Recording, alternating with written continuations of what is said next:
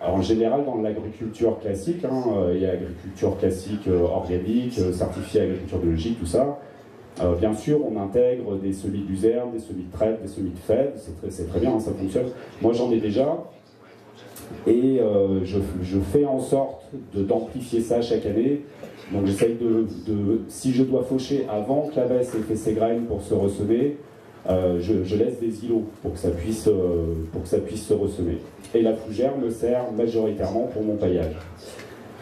Je fais du fauchage longue tige, ce qui veut dire que, alors économie moyen, pas de moteur, la lame, et longue tige parce que le girobroyage en fait va très rapidement transformer la matière, j'allais dire récoltée, mais en tout cas la matière girobroyée, elle va être beaucoup plus rapidement décomposée et mal servir de paillage. Le long tige va rester beaucoup plus longtemps et du coup créer un environnement qui est beaucoup plus propice à un développement long sous le paillage pour les micro-organismes et pour que le terrain se modifie et se modifie. On voit pas très bien, désolé. Donc à gauche, beaucoup de fougères, à droite, la chose rabattue. Et donc on se retrouve. Je commence souvent donc, sur des buts paillés fougères. Ça, c'est ce qui se passe à peu près vers le mois de...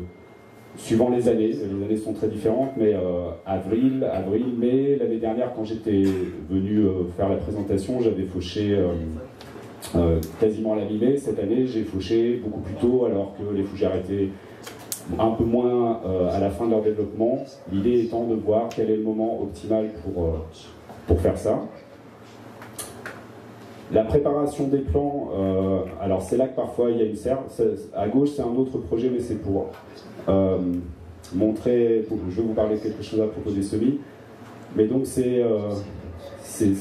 cette année, par exemple, j'ai choisi de ne pas forcer les semis, mais d'essayer de surfer le moment où le climat a donné un petit regain de chaud et a essayé de me caler là-dedans pour réussir à les développer avant que, comme on l'a vu, ça se refroidisse, etc. Donc il y a des ratés. Mais ce qui va avoir beaucoup d'importance dans cet exercice de préparation des semis, c'est le choix, par exemple, que j'ai à faire chaque année entre un semis en plaque, par exemple, où ça va être des petits bouchons. Enfin, là, c'est à chaque fois de la coco, en l'occurrence, mais là, je vais avoir un très petit volume à droite. Ça va être dégodé de 7 cm. Et ça change énormément de choses. Déjà, j'ai un laps de temps qui est beaucoup plus grand, une inertie plus grande, avant d'avoir une limitation dans mon volume racinaire. Donc si jamais la météo est capricieuse, je peux faire attendre un peu plus longtemps.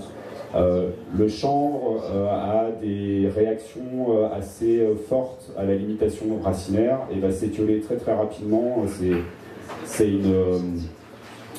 Dans le cannabis, en tout cas, le chanvre a vraiment encore plus besoin d'espace racinaire rapidement. S'il est limité, il peut s'étioler, il peut même se mettre à fleurir. Donc ça me donne vraiment cette inertie.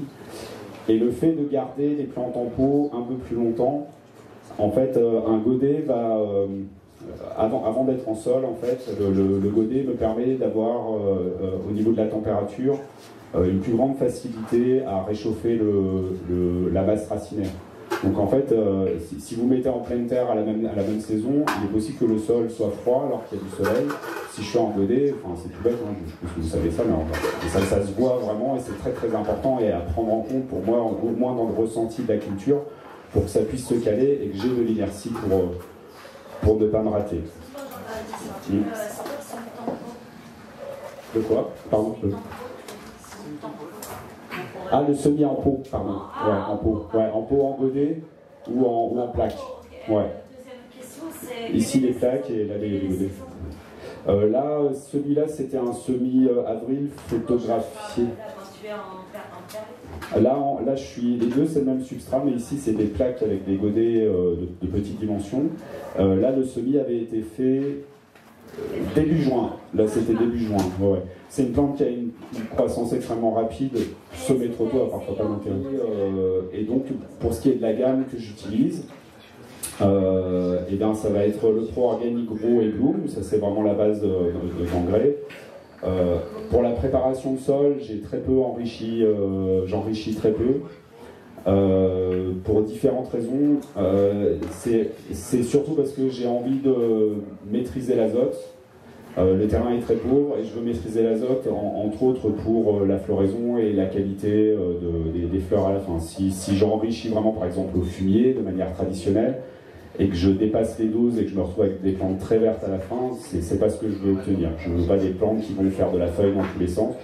Donc pour l'instant, je reste avec un travail d'intervention ponctuelle et très ciblé et uniquement sur les zones de plantation, parce que sinon je vais aussi perturber et changer l'équilibre autour. Si je mettais un épandage de feuillets sur tout le terrain, non seulement je vais encourager les autres plantes à pousser, mais même il y en a qui vont disparaître et je vais me retrouver avec complètement un autre équilibre sur le terrain. Donc c'est pas non plus ce que je veux.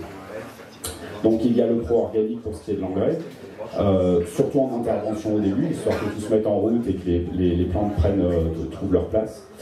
Pendant les semis, le fulvic est utilisé dans toute la phase de semis, mais vraiment pour que le racinaire se mette bien en place. Le seaweed en foliaire pour endurcir les plantes, les préparer à être bien trapu, bien tassé pour attaquer après la culture en pleine terre. Silicate, alors silicate je l'utilise à la fois un peu pendant les godets, mais surtout pour les premiers arrosages en pleine terre. J'aime aussi dans ce produit l'apport de carbonate de calcium que ça va générer, parce que c'est sur un terrain acide et donc comme ça je peux apporter ponctuellement, modifier ponctuellement sur les zones plantées, avoir un calcium un peu plus élevé.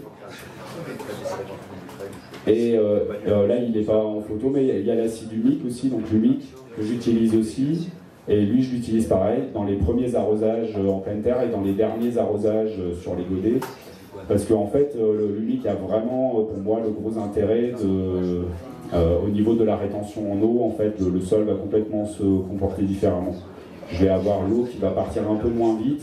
Et comme ma plantation, je fais en sorte qu'elle arrive au moment où il y a la montée en chaleur à la fois du sol et atmosphérique, et que c'est la période où je viens ici pour faire la conférence. Bon, cette année, on a un temps qui est une météo qui est relativement clémente pour ça, en tout cas pour ce qui est de l'eau.